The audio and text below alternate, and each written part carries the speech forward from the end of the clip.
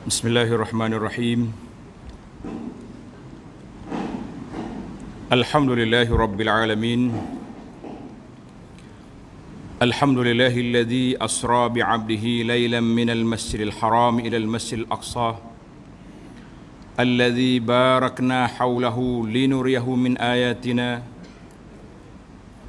Ashhadu an la ilaha illallah wahdahu la syarika lah wa ashhadu anna Muhammadan abduhu wa rasuluh. Allahumma salli wa sallim wa barik ala abdika wa rasulika Muhammad wa ala alihi wa sahbihi wa man sar ala nahjihi wa ihtada bihadihi wa istanna bisunnati ila yaumiddin, amma ba'du. Yang dihormati pengurusi, ahli yang terkuasa, imam-imam masjid, muslimin dan muslimat, para jemaah sekalian, Assalamualaikum warahmatullahi wabarakatuh. Alhamdulillah, kita panjatkan kesyukuran kepada Allah Azza wa Jalla kerana pada malam yang berbahagia, yang ceria ini, kita dapat bersama dalam majlis ilmu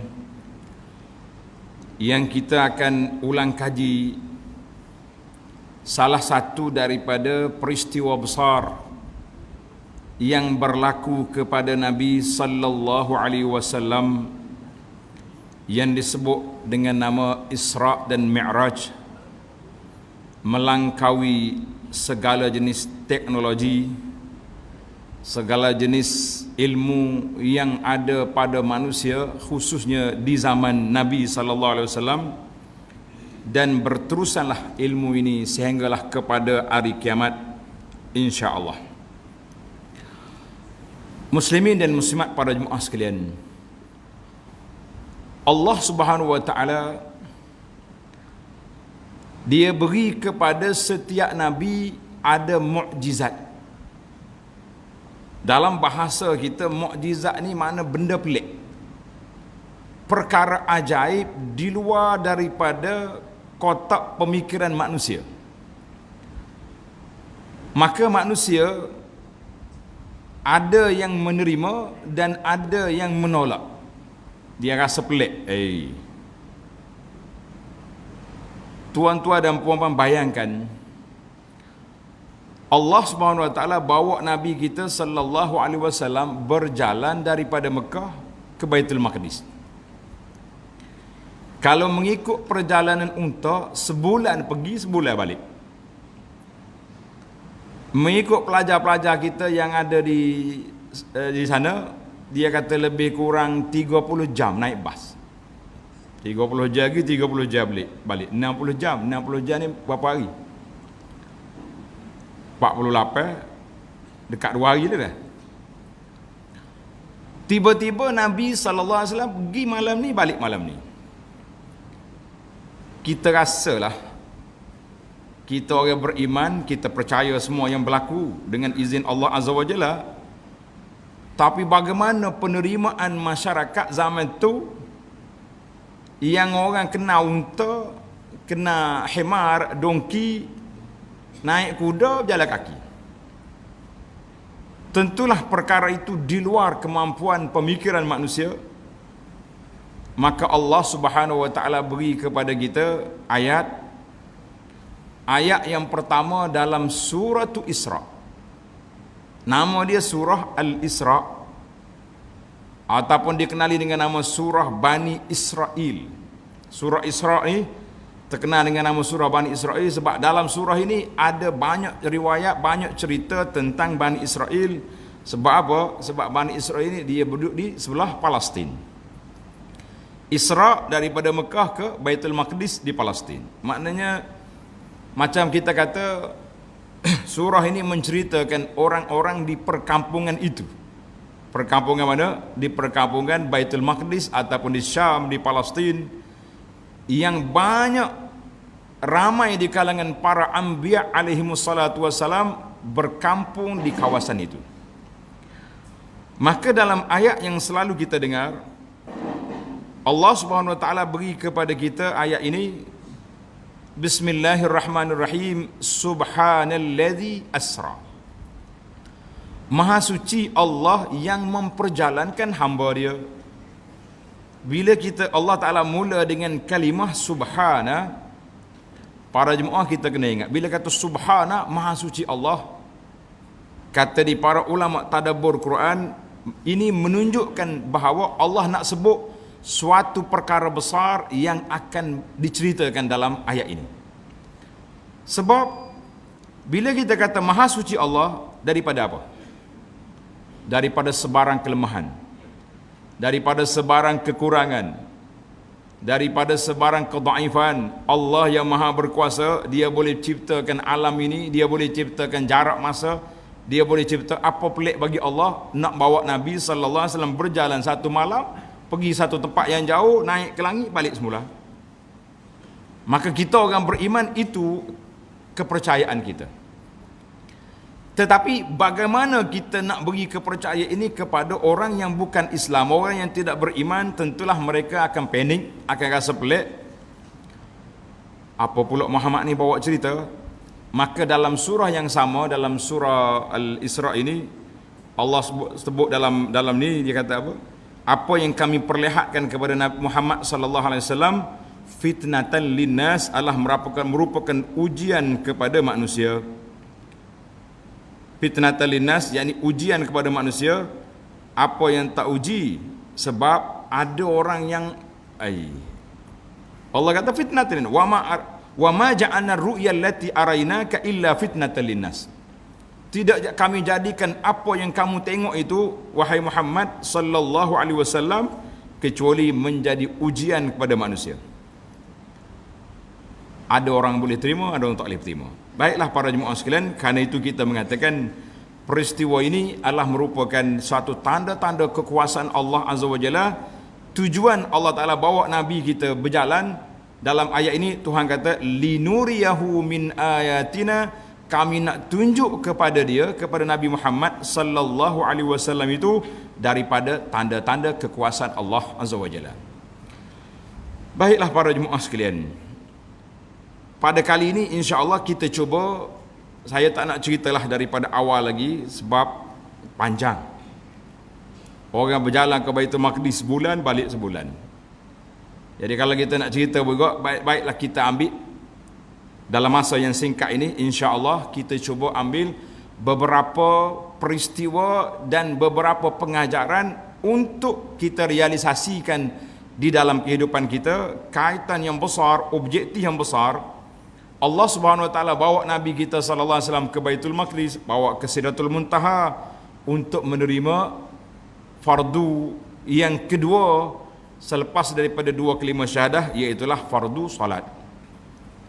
Maknanya salat ini adalah merupakan suatu perkara agenda besar di dalam peristiwa yang besar. Jadi kalau kita duduk sibuk bila berlaku, bagaimana keadaan, apa bentuk burak yang Nabi kita naik, kita kata kecil belaka tu, kan? Ni kadang-kadang kita duk sibuk tu. Allah Taala tak sebut pun Nabi naik apa. Dia kata asra, dia yang bawa berjalan. Naik apa? Nabi sebut dalam hadis, Allah Taala Jibril bawa mari burak. Binatang tu nama dia burak. Yang pentingnya agar kami memperlihatkan kepadanya sebahagian daripada tanda-tanda kekuasaan kami. Untuk apa? Supaya Nabi kita lagi mantap, lagi kuat iman dia, apabila dia tengok sendiri dengan mata kepala dia kekuasaan dan keagungan Allah Azza wa Jalla. Para jemaah sekalian, sebelum Nabi kita dibawa Isra, Nabi sallallahu alaihi wasallam telah melalui ujian yang begitu gawat. Dia panggil begitu getir. Mula-mula bapa saudara dia Abu Talib mati. Kemudian isteri dia Khadijah wafat. Pada perkiraan kita nampak Nabi ni dakwah dia dilindungi oleh bapa saudara dia yang kebetulan salah seorang daripada anggota kabinet Quraisy.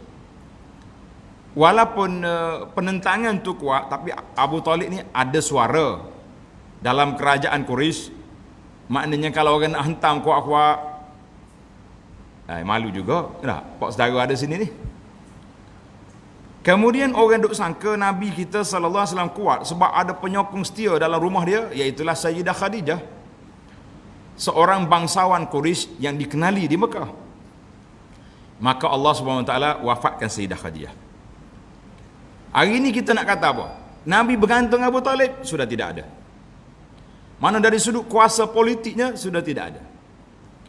Dari sudut kuasa ekonominya Sayyidah Khadijah sudah wafat.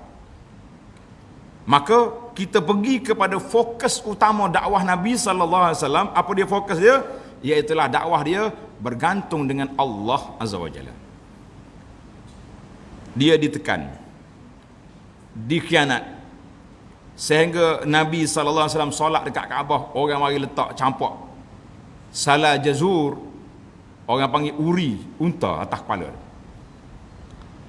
Anak dia datang, Fatimah, tarik benda ni, buang. Nabi sallallahu juga beritahu, sekarang ni penyaksaan yang dibuat oleh Quraisy begitu dahsyat.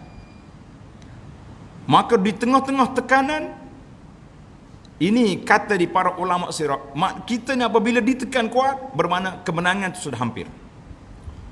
Bila kuat sangat Quraisy ke Nabi sallallahu alaihi wasallam, pada waktu itu Allah bawa dia berjalan. Muhammad sallallahu alaihi wasallam.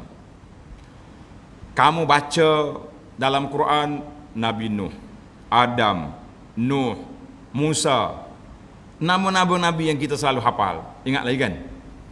Berapa nama nabi yang selalu kita ingat? Berapa? 25.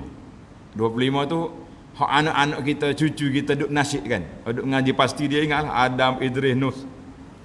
Tapi kalau nak kira semua dari sudut ilmu fardu ain, bilangan Nabi alaihi wassalatu wassalam ada 124,000. Ingat lagi bilangan ni. Bilangan Rasul 313. Ada kata 315. Khilaf sikit. Kemudian yang disebut dalam Quran 25. Itu yang disebut dalam Quran. Daripada 25 ni disebut dengan ulul azmi minar rusul, rasul-rasul yang kuat berdepan dengan kaum dia 5. Kemudian Nabi kita sallallahu alaihi wasallam sayyidul anbiya'i wal mursalin, sayyidul awwalin wal akhirin. Dia menjadi ketua bagi segala nabi. Jadi Nabi duduk dengar nama orang ni, baca cerita orang ni. Pada malam Mi'raj, Allah Subhanahu wa taala mempertemukan Nabi kita sallallahu dengan para anbiya yang lain. Di sini kata para ulama yang mengkaji macam mana Nabi kita jumpa. Adakah Nabi keluar daripada kubur dia mari tunggu Nabi di Baitul Maqdis? Jawabnya Rasulullah sallallahu alaihi wasallam bertemu dengan arwah al-anbiya, ruh mereka. Ruh dia duduk dalam anggota dia. Tubuh dia ada, jasad dia masih dalam kubur. Tapi yang jumpa dengan Nabi sallallahu alaihi wasallam iaitulah ruh para anbiya.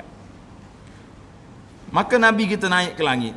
Dia jumpa dengan Adam, jumpa dengan Nabi Isa, Nabi Yahya, jumpa dengan Nabi Yusuf, jumpa dengan Nabi Idris, Harun, Musa, Nabi Ibrahim. Itu saja beberapa orang Nabi sallallahu alaihi wasallam yang Nabi kita jumpa di langit. Sehingga orang bertanya, kenapa 2-3 orang saja? 7 orang jumpa, 8 ke?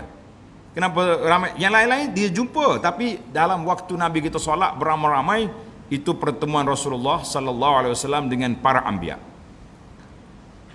Maka di sini pengajaran yang kita dapat para jemaah sekalian, kata di para penganalisa sirah mengatakan seolah-olah pertemuan itu adalah merupakan majlis pertabalan. Nabi-nabi alaihi wassalatu wassalam seolah-olah mereka mengatakan, kami telah menjalankan tugas, telah tamat tempoh, sekarang tugas ini dipegang oleh Rasulullah sallallahu alaihi wasallam sebagai nabi yang terakhir yang menjadi ketua kepada para anbiya wal mursalin. Baik para jemaah sekalian, jadi kita tahulah ayat yang pertama surah Isra menjadi dalil kepada Isra. Adapun dalil Nabi kita sallallahu alaihi wasallam Mi'raj, naik ke langit ke Sidratul Muntaha, iaitu tuan-tuan tanda surah An-Najmi. Surah An-Najmi bermula daripada ayat 13. walaqad ra'ahu nazlatan ukhra, dan sesungguhnya Nabi Muhammad sallallahu alaihi wasallam telah melihat malaikat Jibril dalam bentuk yang asal pada waktu yang lain, inda sidratil muntaha, ketika Nabi kita sampai ke sidratul muntaha. Untuk maklumat para jemaah sekalian, mengikut dalam ahli kitab sirah mengatakan Rasulullah sallallahu alaihi wasallam bertemu dengan Jibril dengan rupa bentuk yang asal 2 kali. Sekali dia di Mekah, sekali lagi di sidratul muntaha. Mana Nabi kita tengok ra'ahu, tengok siapa? Tengok Jibril. Jadi khilaf di sini tentang tengok Allah kata tengok. Itu khilaf awal lagi di kalangan ulama salafus saleh. Jadi ramai para ulama mengatakan Rasulullah sallallahu alaihi wasallam tidak tengok Allah dengan mata dia, tapi tengok bil basar. Apa ni? Bil basirah, dengan mata hati dia. Indaha jannatul ma'wa idh yaghsha sidrata ma yaghsha.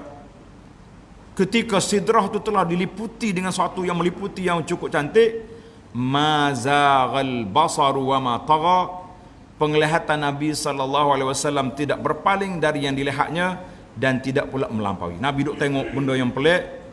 Ketika itulah laqad ra'a min ayati rabbihil kubra, sesungguhnya Nabi sallallahu alaihi wasallam telah melihat tanda-tanda kekuasaan Allah Taala yang maha besar. Ini tanda dalil kepada Mi'raj, iaitulah surah An-Najmi daripada ayat 13 sehingga 18.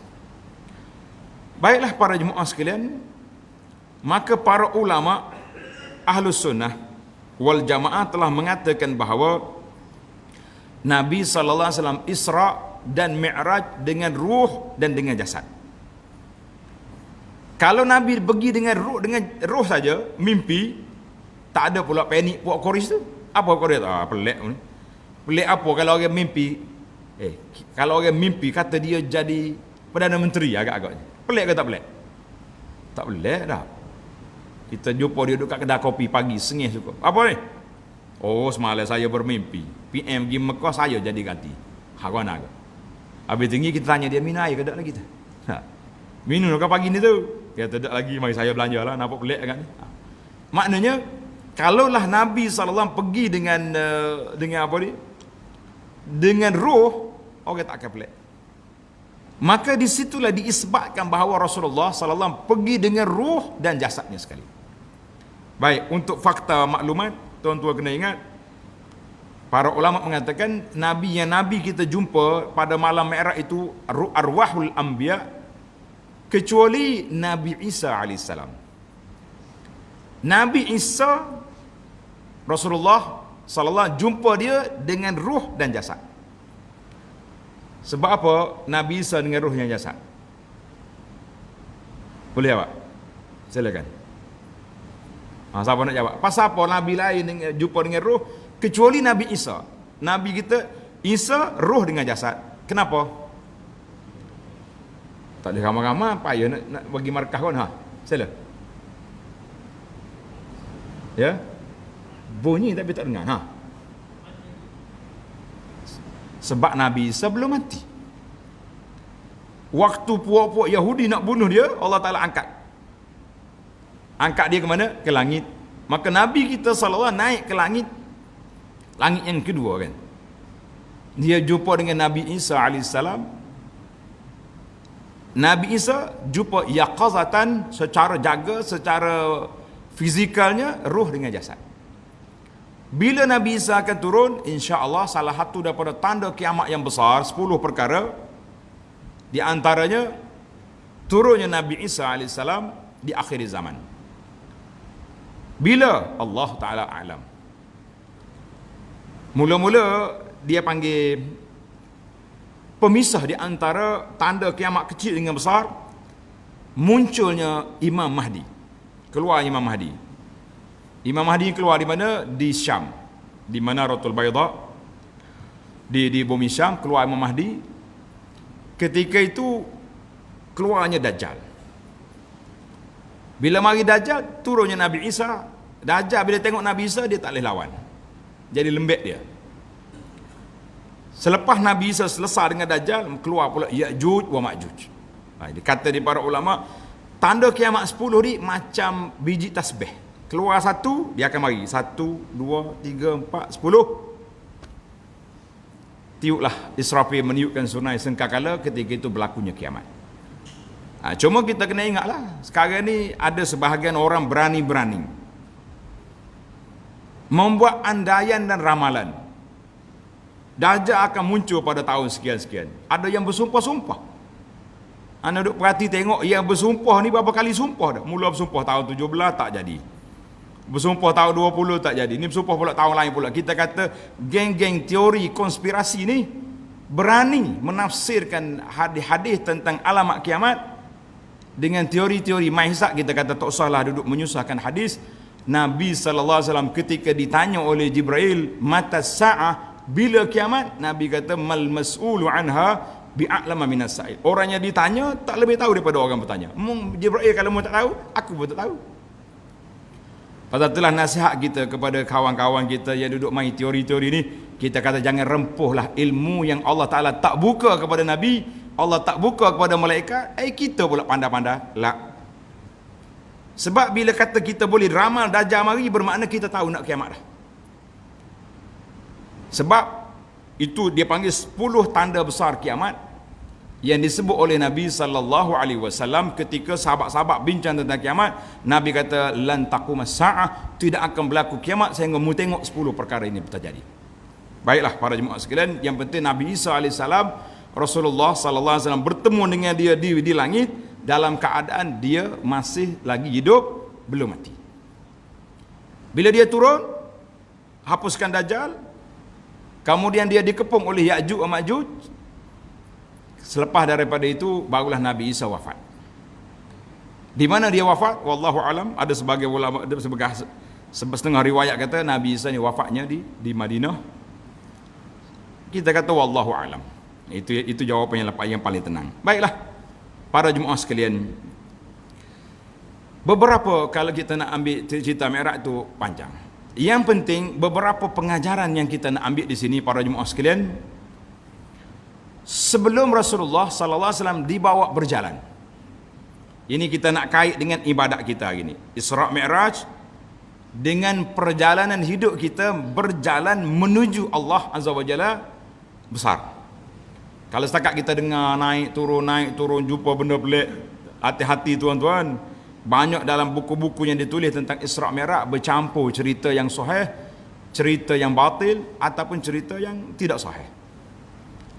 Jadi di antaranya Nabi SAW sebelum Mi'raj dia dibedah dada dia oleh Jibril AS dan dibawa satu bekas mamlu'atul iman, bekas tas dia panggil, macam besin lah kita kata, penuh dengan tu dalam keimanan.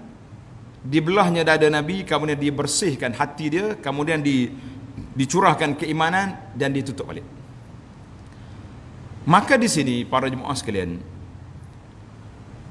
menunjukkan bahawa satu perkara yang menjadi kewajipan kepada kita, dia panggil at-taharah. Mula-mula sekali kita belajar fiqh, dalam mana-mana kitab dia akan mula dengan apa? Kitabut taharah, kemudian mari kitabu as-salah. Betul tak? Taharah, salat. Oh, dia kata, dah ustaz, dia mula berair dulu. Memanglah taharah tu dengan air. Dengan debu boleh? Boleh kalau tidak ada air. Yang pentingnya, taharah kita ni bermula dengan apa? Dengan air. Mu nak salat? Ya. Idza qumtum ila salat faghsilu wujuhakum. Bila kamu nak salat, kamu kena mula dengan basuh muka. Basuh muka. Basuh tangan. Sapu kepala, basuh kaki. Dalam bahasa fiqh dia panggil apa? Wudu. Ambil wudu. Sebab apa nama dia wudu? Ini malam ni kita tanya banyak. Siapa dia boleh jawab, dia boleh hadiah. Kenapa pembersihan kita ni nama dia wudu? Sebab ambil al-wudu ini ambil daripada perkataan al-wada'ah dengan makna bercahaya. Apa yang bercahayanya? Orang yang sentiasa berwuduk, biasanya insya-Allah dia tak ambil wuduk saja kalau dia tak nak solat. Betul tak? Dia ni ambil wuduk semua ni, maya dak. Hak ni kena tahu mana ya hospital hak jiwa lah ni. Dulu sebelah alik tak ingat ada buat mana. Baik dua belah. Ada lagi situ. Ni kena bagi situ. Kau ambil wuduk dia 4 kali wuduk. Orang komat lah klik. Mana ke panggil tadi ambil dia mari ambil. Ni bahaya dia ni bahasa jenis ambil wuduk tak semaya nak. Itu dia panggil al-wudu, ambil daripada perkataan al-wada'a dengan makna bercahaya. Sebab apa bercahaya? Orang yang berwuduk di dunia, insya-Allah muka dia, kaki dia, tangan dia ghurran muhajjalin pada hari kiamat. Kita ni para jemaah sekalian kena ingat. Waktu kita keluar daripada kubur, kita akan mencari siapa yang menyelesaikan masalah kita. Siapa selesai masalah kita akan cari. Nabi SAW dalam beberapa hadis telah menjanjikan bahawa wa ana faratukum alal haud, aku tunggu kamu di tepi kolam. Nabi kita nak tunggu di mana? Di tepi kolam dia di mahsyar. Orang yang sahabat bertanya, ya Rasulullah, ini soalan, ya Rasulullah, kaifa ta'rifuhum? Bagaimana Rasulullah boleh kenal orang-orang yang Rasulullah tak jumpa? Boleh kenal dia ni umat Tuhan, nak tunggu di tepi kolam, bagaimana mercut tanda? Apa tanda dia? Macam kita ini kan, kalau kita pergi pejabat, pegawai tu ada tulis nama sini, betul tak? Kalau kita pergi seminar, orang bagi ni, gantung sini nama peserta. Habis agak-agak di akhirat nak gantung ke macam mana? Tuan-tuan kena ingat kata Nabi SAW, andainya kamu ada seekor kuda yang kepala dia, bulu dia warna putih, duduk di tengah-tengah kuda warna hitam, mau kenal tak kenal kuda kamu? Oi, boleh kenal Rasulullah. Maka kata Nabi SAW, demikianlah umat aku, yang menjaga wuduknya, yang jaga solatnya, mereka dibangkit di akhirat esok ghurran muhajjalin, bercahaya muka, kaki tangan dia bercahaya, kesan daripada wuduk. Apa tu wuduk tu, nama dia wuduk, artinya bercahaya. Orang yang berjalan kepada Allah Azza wa Jalla, hendaklah dia bersihkan jiwa dia, bersihkan hati dia, kemudian barulah dia mi'raj, naik melakukan ibadat untuk pembersihan batin. Maka Rasulullah sallallahu alaihi wasallam sebelum dia naik bertemu dengan Allah Azza wa Jalla, dia telah dibersihkan dada dia, telah dibersihkan hati dia. Sama juga dengan kita hari ini para jemaah sekalian, bila kita nak solat, kita diminta supaya berwuduk. Untuk apa? Nak bersihkan zahir kita, dan bila kita solat, sepatutnya itu menjadi pembersihan batin kita. Timbul lagi soalan ni macam bergurau, tapi macam yalah. Sebahagian daripada jemaah dia tanya, Ustaz, dalam Al-Quran Allah SWT sebut, innas salata tanha anil fahsya'i wal munkar. Fungsi solat itu menghalang manusia daripada melakukan benda fahsya, benda keji dan benda mungkar. Tapi kita tengok hari ni, ialah orang solat juga pakai kopiah, tapi kena dakwa di mahkamah, pecah rasuah, pecah amanah, rasuah. Hak kena dakwa di mahkamah ambil riba, tak apa ada. Walaupun riba ni dosa dia besar, termasuk dalam dosa besar, sebab dia tidak diaktakan sebagai dosa mengikut mahkamah dunia, kecuali menipu. Cerita lain, tak ada orang kena saman ambil riba. Kau ada? Kenapa dia tu Pak Haji tu kena saman, kena gari? Oh, sebab dia pergi ambil riba. Lain tak ada. Riba ni tidak digezetkan sebagai dosa mengikut ahli dunia. Hak dosanya rasuah. Sedangkan riba ni termasuk dalam satu dosa besar, yang besar dosanya di sisi Allah Azza wa Jalla, sehingga Allah Subhanahu wa taala isytihar perang dengan akili riba, orang yang makan riba, isytihar perang. Tapi tak jadi, tak takut. Pasal kita lebih takut kepada akta-akta lain, akta PKP daripada akta ini. sebab tidak ada undang-undang dunia yang menyebutnya. Baiklah para jemaah sekalian, yang penting kita kata bukan salah solat, yang salahnya kita yang tidak melakukan solat dengan sempurna. Sebab apa tak sempurna? Boleh jadi kita pergi solat gopoh-gapah kata orang, tidak menghayati bacaan kita. Kita solat pun lorak-lorak ya, orang panggil nak cepat-cepat, sekadar nak habiskan rakaat 4, rakaat 3 nak habis. Tapi penghayatan tidak ada, yang menyebabkan ruh solat itu tidak berjalan seiring. Kita solat dengan anggota tapi tidak solat dengan hati dan perasaan, dengan jiwa. Maka itu yang dikatakan bermasalah. Baik, itu yang pertama. Nabi kita telah dibersihkan jiwa dia, artinya orang yang nak menghadap Allah Azza wa Jalla, naklah kita bersihkan jiwa kita. Baik, para jemaah sekalian,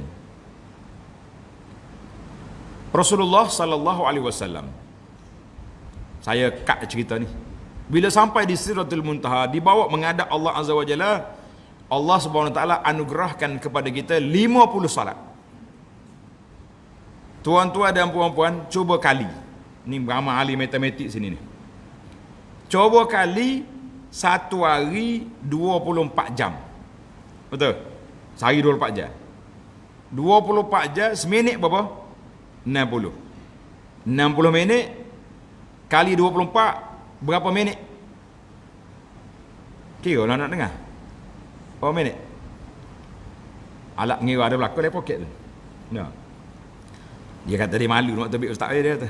Nampak kodi sangat kita ni. Tak. 24 kali 60 minit, dia jawab dia berapa?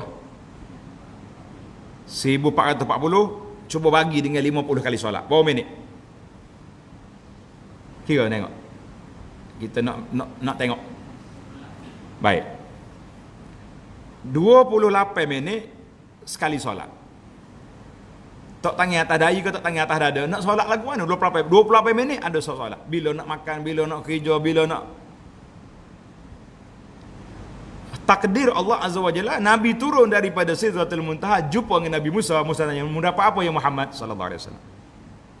Nabi kata, "Boleh solat." "Berapa rakaat?" 50. Lah, Nabi Musa kata tak mampu. Bila nak solat 50? Dengan masa 24 jam. Kecuali Tuhan buat sehari 240 jam boleh.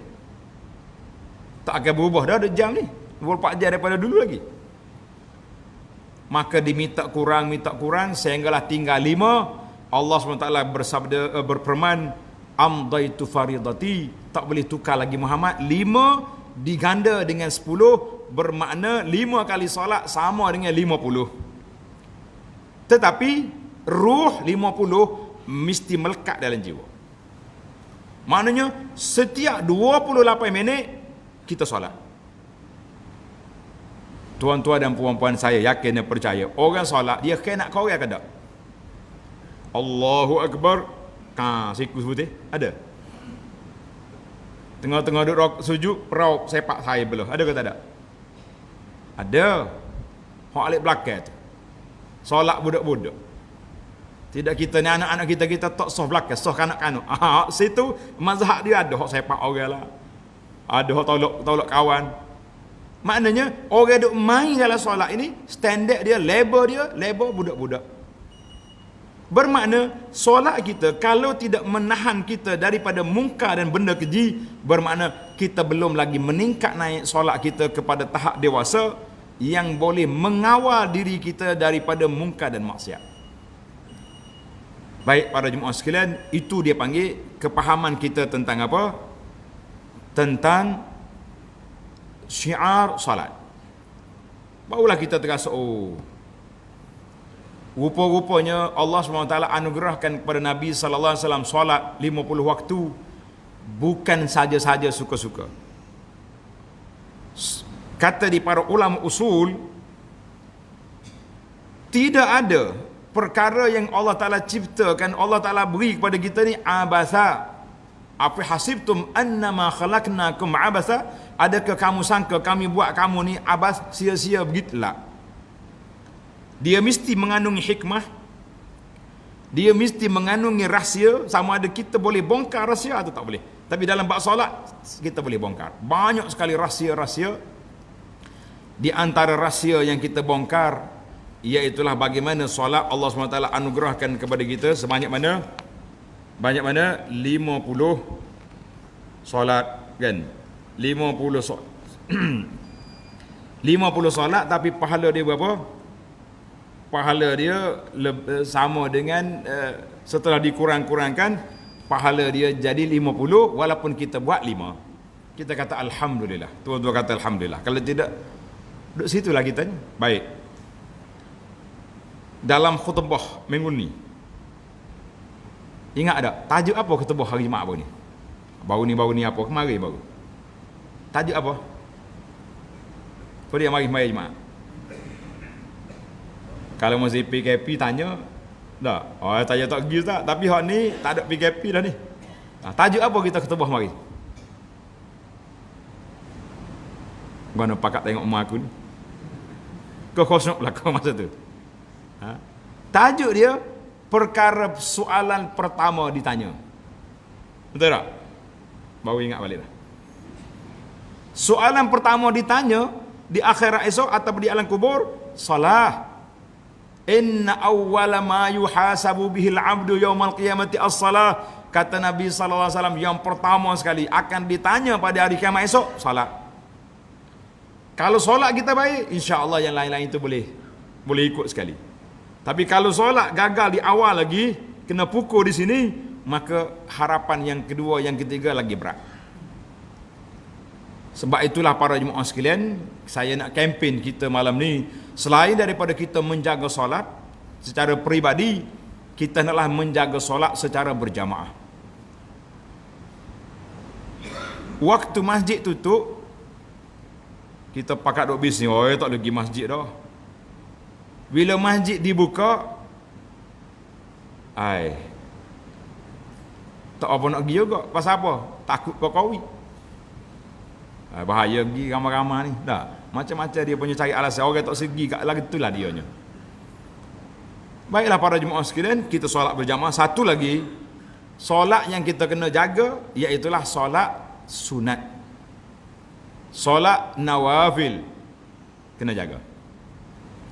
Sebab apa dalam hadis tadi Nabi sallallahu bagi tahu, apabila solat fardu kita ni agak berlaku sedikit kekurangan, bukan kurang rakaat itu tak sah, kurang khusyuk, kurang sempurna dari sudut pelaksanaannya, maka Allah SWT dengan limpah kurnia berfirman pada malaikat, unzuru hal li abdi min tatawwu'. Malaikat, mungkin tengok, ada ke bagi hamba aku solat sunat? Ada. Malaikat buka file gitu, alhamdulillah. Dia belajar waktu Abu Anah mari dulu. Saya mari dah kempen, tuan-tuan ingat dulu. Nama dia Projek Mega Mampu Milik. Kau tak ingat lagi? Ingat berapa rakaat kita jaga? Hadis Ummu Habibah Ramlah binti Abi Sufyan, dia dengar Rasulullah SAW bersabda, siapa dia jaga 12 rakaat satu hari satu malam. Tanda tuan-tuan, jangan lupa siapa akan mati. Siapa dia jaga 12 rakaat satu hari satu malam, dia panggil sunat rawatib muakkad. 2 rakaat sebelum subuh, mana lepas azan kita solat 2 rakaat. Dia panggil qabliyah subuh. 4 rakaat sebelum zuhur. 4 rakaat selepas 2 rakaat lepas zuhur. Berapa dah? Berapa? 8. 2 rakaat lepas asar. Berapa? Yang mana? Lepas asar? Lepas asar tak ada? Alah mujur lah. Bimbel lah, aku tak email marah dia tu. Dilik balik lepas asar. Itu nak teh tu. 2 rakaat selepas maghrib dan 2 rakaat lepas isya, cukup 12 rakaat. Kata Ummu Habibah, siapa dia jaga 12 rakaat ini, Allah SWT akan anugerahkan sebuah baitun fil jannah, sebuah mahligai dalam syurga. Tuan-tuan dan puan-puan, nak ke tak nak? Jawab dia. Cukup 12 rakaat esok boleh sebuah. Jangan pula jumpa dengan anak pula bila-bila mari, ustaz, nak rumah tu. Kita macam kita nak isi borel lah tak? Borel tak isi duduk cerita. Saya nak rumah. Marah itu okey kita lah ke ni. Mau isi borel apa tak? Kita pun saya nak rumah. Solat 12 rakaat cukup tak cukup lah. Tadi belum asar. Itu hadis lain. Adalah hadis lain Nabi kita sallallahu alaihi wasallam bersabda rahimallahu ra'an shalla qabla al-'asri arba'an. Allah Taala bagi rahmat kepada siapa solat sebelum asar 4 rakaat. Solat asar 4 rakaat. Qabliyah maghrib Nabi kata liman syak, siapa dia nak silakan, siapa dia tak nak, contohnya kita mari awal kita dah solat tahiyatul masjid duduk tak apa. Tapi kalau kita baru bangun, baru masuk, orang azan kena solat qabliyah. Saya tak nak solat, ustaz nak berdiri, silakan, rugi pahala. Dua ya kita. Sama ada nak pahala atau rugi pahala. Tak ada orang marah kita, tak ada orang marah. Jadi kita sendiri yang pilih. Nak rugi kena untung. Baik para jemaah sekalian, kena jaga solat sunat. Kemudian solat pada waktu malam kita ada solat witir 3 rakaat paling kurangnya contoh, ataupun solat duha pagi 2 rakaat. Biar ada. Kalau tak ada kita kerugian besar. Sebab dalam hadis tadi Allah SWT firman kepada malaikat, kamu pergi tengok adakah hamba aku ni yang solat fardu dia agak lemah ini ada solat sunat. Kalau ada, alhamdulillah disempurnakan kekurangan tadi dengan solat ini, ditampalkan. Dalam hadis itu kata samalah dengan puasa. Kalau kita puasa fardu Ramadan ada masalah dan kita ada puasa sunat, maka ditampalkan dengan puasa sunat itu kepada puasa wajib, puasa fardu. Alhamdulillah para jemaah sekalian. Baiklah, itu yang kedua yang paling besar yang kita kena ingat. Maka menjadi tanggungjawab kita sebagai suami tanya khabar isteri, sebagai bapa tanya khabar anak-anak, atau tanya khabar cucu cici, mereka jaga solat ke tidak. Sekarang ni kita tak boleh kita je jadi baik lah. Kita nak semua orang di kalangan kita ini, kita nak pergi ke syurga semua anak beranak. Betul ke tidak? Anak selalu tanya soalan, tuan-tuan dan soalan ni tak payah tanya sebenarnya, tapi tanya je nak suruh naik semangat. Tuan-tuan dan puan-puan, kita ni nak pergi syurga ke tak sih? Jawab deras sikit. Nak pergi? Alhamdulillah. Nak pergi berapa orang? Soalan yang kedua tak sedap lah. Nak pergi berapa orang? Nak pergi semua anak beranak. Betul tak? Boleh tanya soal lagi? Waktu mari dengan kuliah, waktu pergi solat, waktu pergi majlis tazkirah, kita pergi berapa orang? Dia tahu ustaz duk tanya tu, pergi seorang. Orang perempuan pun tak bawa, anak-anak pun tak bawa. Jadi kita lah nak pergi syurga je. Orang lain tak mengaji. Dia kata tak apa, anak saya walaupun tak pergi masjid, dia perempuan contohnya, tapi dia ikut kuliah-kuliah yang ada, kita kata alhamdulillah, mudah-mudahan dia mengaji juga. Ni kalau kita tanya, ayuh hidup mengaji sini, duk kena ketuk ke kepala ke ustaz pagi, petang, siang, malam ni. Tapi anak-anak kita duk ketuk ke game dengan apa di rumah, patut lagu mana nak kira. Maka tanggungjawab amanah yang Allah Ta'ala peruntukkan atas kepala kita ni, kita kena tanggungjawab semua. Baik, kita pergi kepada yang ketiga. Allah SWT sebut dalam perjalanan Nabi, Masjid Haram, Masjid Aqsa. 2 masjid. Satu lagi masjid, iaitulah Masjid Nabi sallallahu di Madinah yang belum wujud lagi sebab Nabi tak hijrah. Tapi ayat itu menjadi orang panggil isyarat. Bila Tuhan kata minal masjidil haram ilal masjidil aqsa, kepada masjid yang jauh.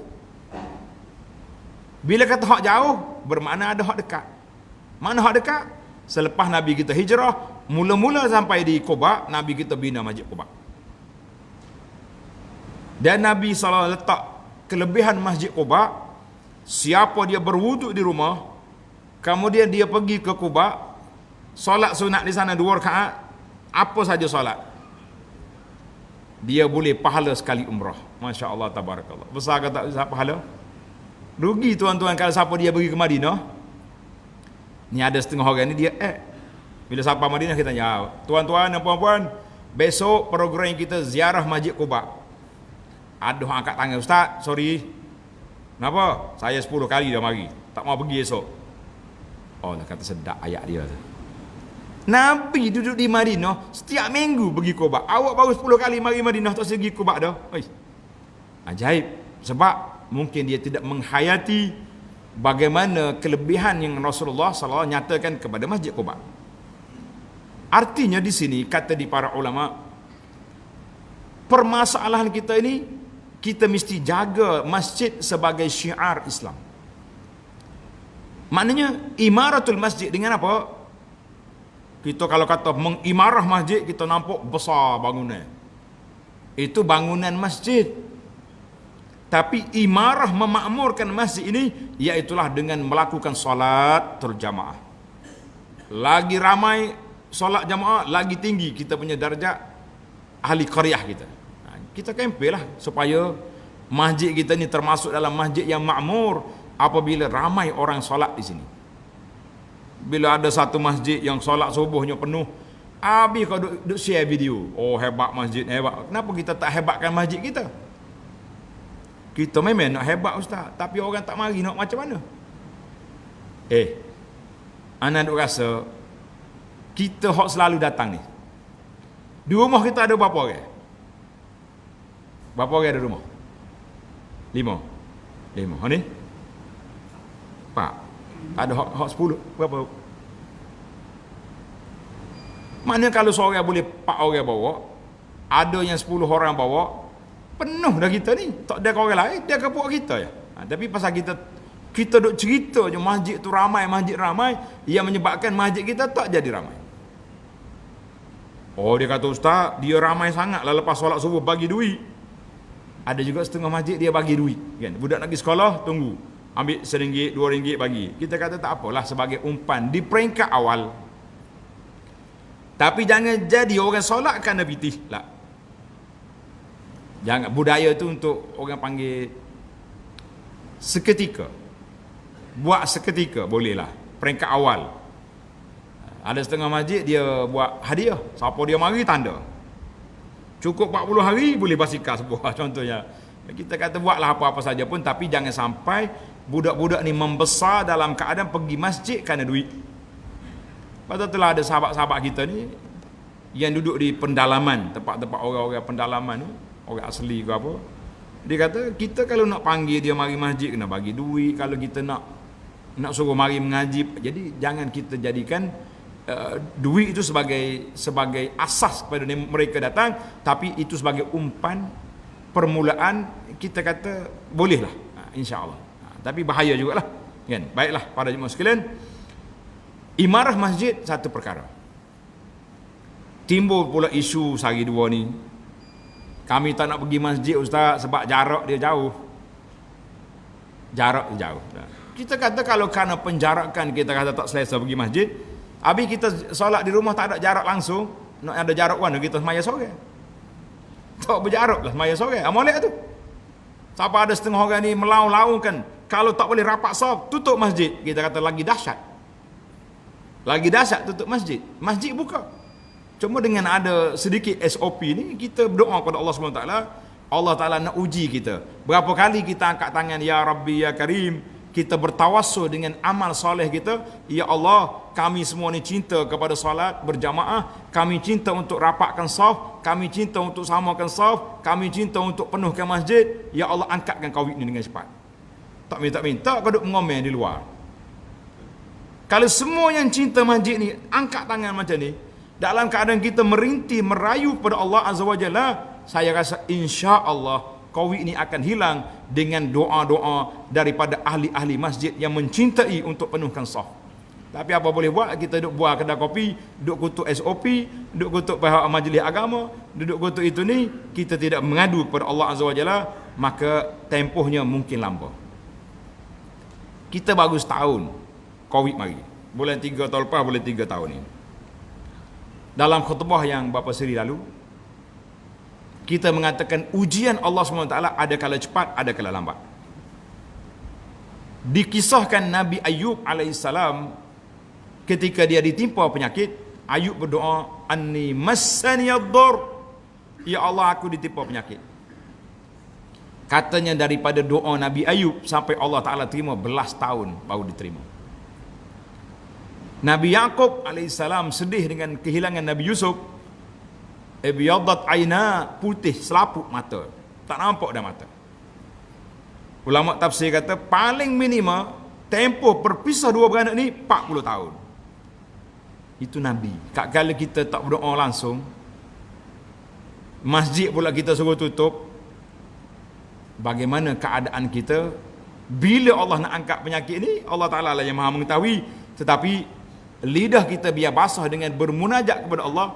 Lidah kita jangan banyak duduk mengutuk sana sini. Kutukan itu tak sampai ke mana kecuali mencelarukan masyarakat, menghuru-harakan suasana.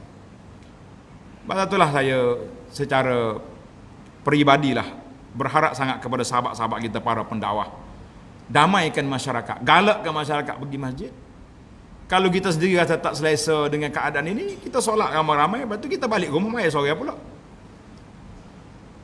Habis maya sore, hati maya ramai-ramai, macam mana? Maknanya nak mencelarukan masyarakat lah. Ni ada setengah orang suruh tutup masjid. Kita kata jangan buat perangai pelik tak? Kan? Jadi para jemaah sekalian, itulah suasana yang Allah SWT berikan kepada kita beberapa perkara dalam peristiwa yang besar ini. Yang penting bagi kita, kita nak kaitkan Isra' dan Mi'raj dengan amalan salat. Allah Ta'ala tak turunkan wahyu kepada Nabi di bumi sebagaimana puasa diturunkan di bumi. Allah suruh bayar zakat di mana? Di bumi. Allah suruh haji di bumi. Tapi salatlah ila sidratil muntaha, naik pada tempat yang paling tinggi, atas langit yang ketujuh, sampai kepada sidratil muntaha, tempat yang tak sampai dah malaikat berhenti setakat tu. Rasulullah sallallahu alaihi wasallam diangkat oleh Allah Azza wa Jalla untuk berbunajat, menerima terus daripada Allah tentang salat. Baik, saya simpulkan di sini dua perbezaan yang sangat ketara di antara Mi'raj dengan hijrah. Waktu hijrah, Nabi kita terpaksa melalui jalan yang gawat dan getir. Rumah dia dikepung. Nabi kita dengan Sayyidina Abu Bakar sembunyi dalam gua dikepung. Keluar daripada gua, naik dia punya unta, lari ikut jalan tepi padang pasir, tepi laut, dikejar untuk dibunuh. Sehinggalah Nabi SAW sampai di Madinah. Kalau kita fikir dengan logik kepada kita, waktu itulah sepatutnya Burak datang. Burak datang dekat parking kat rumah Nabi. Ya Rasulullah, Quraisy penuh depan tanggamu ni. Cepat naik Burak, kita terbang. Tapi Nabi paksa kena melalui jalan yang gawat, yang getir. Kenapa? Kerana hijrah adalah satu perjuangan. Tuan-tuan jangan kata hijrah satu pelarian. La, orang tak kata Nabi pelarian. Orang kata Nabi kita berjuang. Bila mari Mi'raj, kenapa pula senyap-senyap ya?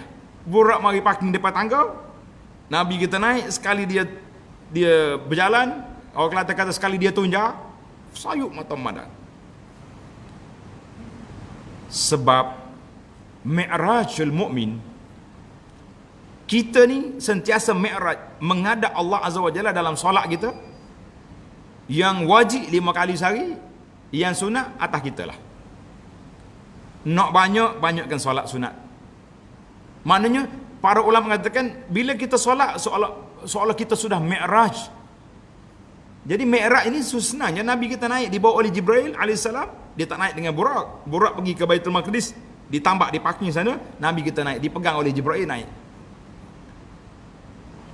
Mana naik senyap-senyap? Kita pun bila kita nak Mi'raj, kita nak solat, kita ambil wuduk, Allahu Akbar pada waktu malam, waktu siang, dalam rumah kita, di masjid, di mana saja, kita Mi'raj, mana kita menghadap Allah Azza wa Jalla. Itulah rahsia-rahsia yang dapat kita bongkarkan dalam masa yang terhad ini. Mudah-mudahan ada manfaatnya kepada kita sekian. Aqulu qawli hadza, subhanakallahumma wa bihamdika, asyhadu an la ilaha illa anta astaghfiruka wa atubu ilaik. Wa sallallahu ala nabiyyina Muhammad wa ala alihi wa sahbihi ajma'in walhamdulillahi rabbil alamin. Wassalamu alaikum warahmatullahi wabarakatuh.